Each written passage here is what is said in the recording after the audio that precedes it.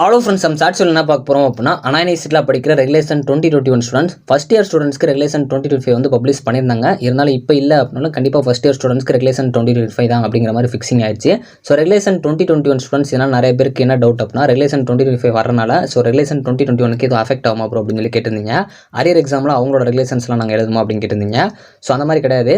உங்களுக்கு ரெகுலேஷன் 2020 பொறுத்த வரைக்கும் உங்களுக்கு எப்படி இருக்கோ அதே மாதிரி வந்து பேட்டர்ன் போயிட்டே தான் இருக்கும். ஸோ ரெகுலேஷன் 2025 ஸ்டூடெண்ட்ஸ்க்கு அவங்களுக்கு அந்த மாதிரி பேட்டர்ன் போயிட்டே தான் இருக்கும். ஸோ அதனால் அரியர் எக்ஸாம்ஸில் உங்களோட ரெகுலேஷன் 2021 சிலபஸ், உங்களோட சிலபஸோட சப்ஜெக்ட் கோட் இந்த மாதிரி தான் வந்து வச்சு கண்டக்ட் பண்ணுற மாதிரி இருக்கும். ஸோ அதனால் நீங்கள் ரெகுலேஷன் 2025 கம்பேர் பண்ண தேவையில்லை. ஸோ உங்களுக்கு என்ன ரெகுலேஷன், உங்களுக்கு என்ன சப்ஜெக்ட் இருக்கோ அதே பேட்டர்னில் தான் உங்களுக்கு எக்ஸாம்ஸ் வைப்பாங்க.